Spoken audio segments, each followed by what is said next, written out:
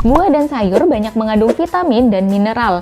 Ada jenis vitamin dan mineral yang berguna untuk meningkatkan daya tahan tubuh loh. Lagi, buah dan sayur ini mudah ditemukan dan tidak mahal. Yuk, kita simak kelimanya. Nomor 1, jeruk. Jeruk terkenal dengan kandungan vitamin C-nya. Vitamin C memang terbukti bisa meningkatkan daya tahan tubuh kita loh. Vitamin C umum dikonsumsi untuk mempercepat penyembuhan pilek dan flu. Kalau lagi nggak ada jeruk, boleh kamu ganti dengan jambu atau pepaya. Nomor 2, yang punya tubuh panjang dan berwarna oranye. Siapa? Iya, wortel. Wortel ini sangat kaya dengan vitamin A. Gunanya untuk apa? Betul, untuk kesehatan mata. Tentunya supaya mata kamu tetap sehat saat banyak dipakai untuk belajar atau menatap layar gawai. Buktinya, nggak ada kelinci yang pakai kacamata kan? Hehe, kakak bercanda kok. Tapi, betulan, kalau wortel memang baik untuk penglihatanmu.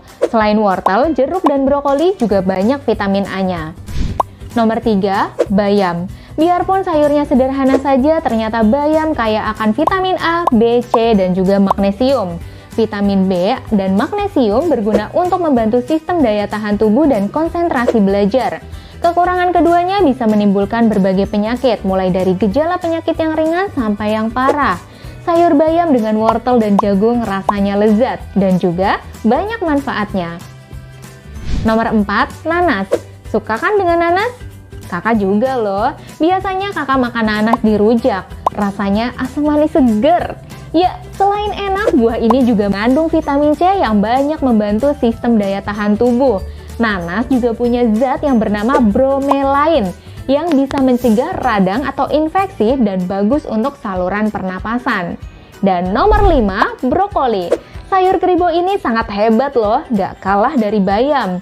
Brokoli juga mengandung vitamin A, B, C, dan juga magnesium.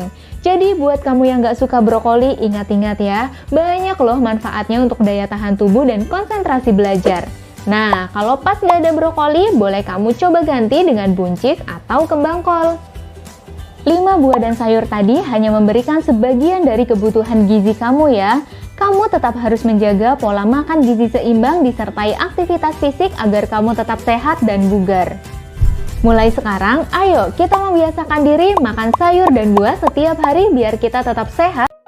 Oke, langsung aja. PHBS itu adalah singkatan dari perilaku hidup bersih dan sehat, yang artinya adalah program khusus dari pemerintah Indonesia yang bertujuan untuk meningkatkan kualitas kesehatan masyarakat secara keseluruhan. Adanya imbauan dari Presiden Joko Widodo agar masyarakat melakukan segala aktivitas di rumah dan melakukan social distancing, tatanan PHBS di rumah tangga merupakan poin penting untuk memutuskan rantai penyebaran virus corona.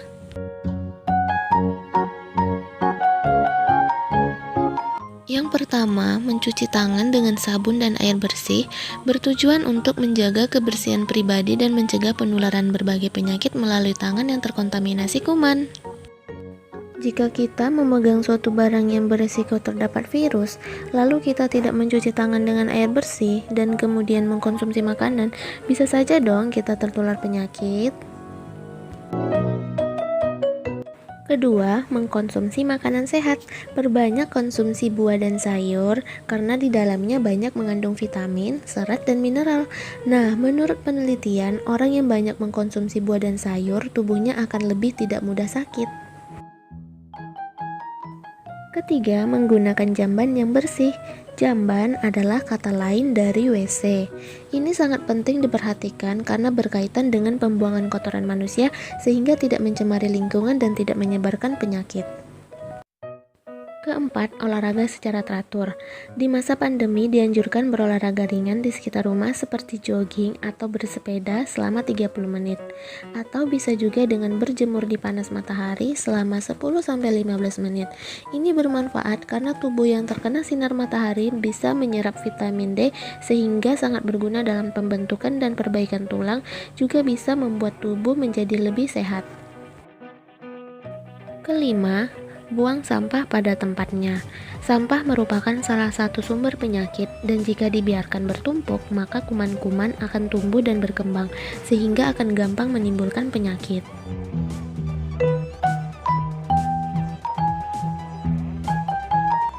Keenam, tidak merokok.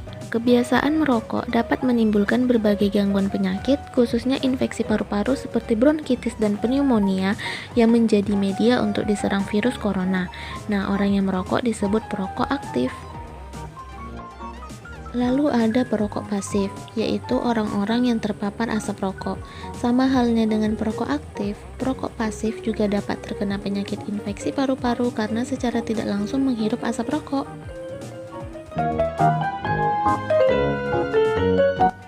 Ketujuh, membersihkan lingkungan. Kebersihan lingkungan adalah salah satu hal yang paling penting untuk menghindari tertularnya penyakit. Lingkungan yang bersih dapat menciptakan hidup yang sehat. Nah, siapa sih yang nggak mau kalau lingkungannya itu bersih? Kedelapan, hindari dan kelola stres. Stres yang berlebihan dapat meningkatkan produksi hormon kortisol dan dapat menurunkan sistem kekebalan tubuh. Hal ini dapat menyebabkan seseorang mudah terserang penyakit. Kesembilan, istirahat yang cukup. Istirahat yang kurang bisa membuat badan menjadi lemas dan juga dapat menyebabkan turunnya daya kekebalan tubuh, sehingga tubuh mudah sakit. Istirahat yang cukup selama 7-8 jam sehari dapat membuat tubuh menjadi lebih bugar ketika saat bangun. Nah, itu dia penjelasan seputar PHBS. Jadi nunggu apa lagi? Ayo lakukan perilaku hidup bersih dan sehat di rumah supaya kamu selalu sehat dan terbebas dari berbagai jenis penyakit. 3 bulan sudah kita berperang melawan pandemi COVID-19. Menyiasati ekspansi COVID-19, pemerintah menyiapkan strategi, yaitu hidup berdampingan dengan COVID-19. Demi menyelamatkan hidup warga dan menjaga agar negara tetap bisa berdaya menjalankan fungsinya, kebijakan New Normal menjadi pilihannya. New Normal diberlakukan lantaran tidak mungkin warga terus-menerus bersembunyi di rumah tanpa kepastian. Pula tidak mungkin seluruh aktivitas sosial dan ekonomi berhenti tanpa kepastian yang menyebabkan kebangkrutan total, PHK massal dan bahkan krisis sosial. COVID-19 memang sudah menjangkit secara internasional dan menjadi ancaman global. Namun New Normal diberlakukan dengan kesadaran penuh bahwa wabah COVID-19 masih ada di sekitar kita. Karenanya aktivitas ekonomi dan publik pun diperbolehkan dengan syarat menggunakan protokol kesehatan yang telah ditetapkan secara lebih ketat dan disiplin. Lantas bagaimana cara menjalani New Normal di tengah pandemi COVID-19? Tetap terapkan protokol kesehatan baik di rumah, di kantor maupun di tempat publik. Membiasakan menggunakan masker, membudayakan rajin cuci tangan, selalu menjaga jarak fisik menjadi kunci hidup sehat dalam kondisi new normal. Pemerintah pusat dan daerah pun saling bersinergi untuk memastikan pemeriksaan kesehatan secara masif. Tersedianya sarana perawatan dan peralatan medis melindungi mereka yang paling rentan melalui penyiapan pengamanan sosial yang tepat sasaran dan perlindungan kesehatan. Selain itu, untuk memastikan new normal berjalan dengan baik, maka pemerintah melakukan upaya sistematis, terkoordinasi dan konsisten dalam melakukan pengawasan publik dan penegakan hukum, termasuk memperbesar kapasitas sektor kesehatan untuk mengantisipasi lonjakan kasus baru COVID-19. Memang, kenormalan baru atau new normal sama sekali belum menjadi kemenangan melawan COVID. Namun new normal menjadi upaya produktif namun tetap aman dari serangan COVID-19. Pertaruhan ini bergantung pada kedisiplinan orang per orang. Stop menyebarkan energi negatif yang berpotensi menimbulkan kecemasan publik. Jangan sampai pengorbanan seluruh lapisan masyarakat selama 3 bulan ini menjadi kesia-siaan. Jika Anda cemas, lindungilah diri Anda dan keluarga.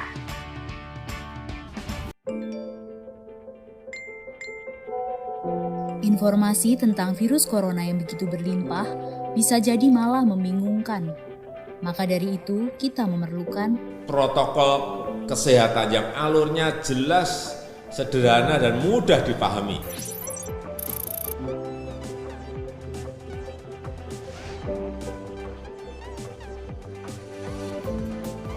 siapa yang berpotensi terpapar virus corona.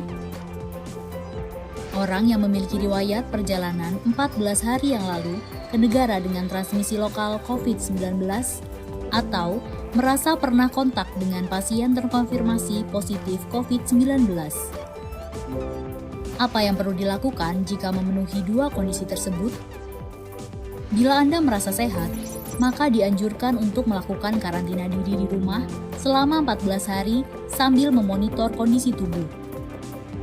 Bila Anda merasa tidak sehat atau timbul gejala, segera lapor ke petugas kesehatan atau hubungi hotline center Corona untuk mendapatkan rujukan pemeriksaan ke fasilitas layanan kesehatan. Gejala apa yang perlu diperhatikan? Demam melebihi 38 derajat Celcius, batuk atau pilek, sakit tenggorokan, sesak atau gangguan pernafasan. Apakah perlu langsung datang ke layanan kesehatan? Apabila gejalanya ringan, utamakan menghubungi hotline center Corona atau rumah sakit rujukan terdekat untuk mendapatkan informasi mengenai langkah selanjutnya. Sambil mencari informasi, ini yang perlu dilakukan. Tetap hindari keluar dari rumah, istirahat yang cukup, banyak minum air putih dan makan makanan bergizi, mempraktekkan kebiasaan bersih seperti cuci tangan, dan membersihkan area-area yang tersentuh permukaan tangan. Gunakan masker agar percikan dari batuk atau bersin tidak mengenai orang lain, bahkan di dalam rumah sekalipun. Kapan harus mencari bantuan medis tambahan? Bila gejala yang dirasakan cukup parah, misalnya sesak nafas berat, atau apabila Anda dalam klasifikasi kelompok rentan karena berusia lebih dari 60 tahun, memiliki penyakit kronis seperti diabetes, hipertensi, gangguan imun, ada riwayat sakit pernafasan, dan lainnya. Apa yang perlu dilakukan bila gejala berlanjut dan harus ke fasilitas kesehatan? Gunakan masker saat keluar rumah. Praktekkan etika batuk dan bersin yang benar dengan menutup dengan siku atau tisu. Hindari menggunakan transportasi publik. Bagaimana tahapan screening pasien di fasilitas pelayanan kesehatan? Sebelum memberikan perawatan, tenaga kesehatan di fasilitas layanan kesehatan akan melakukan screening.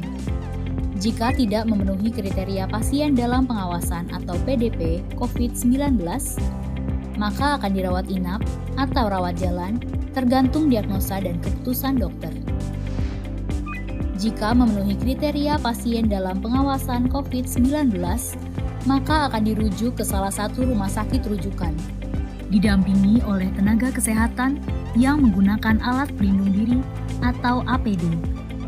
Di rumah sakit rujukan, spesimen pasien diambil untuk pemeriksaan lab dan pasien akan ditempatkan di ruang isolasi.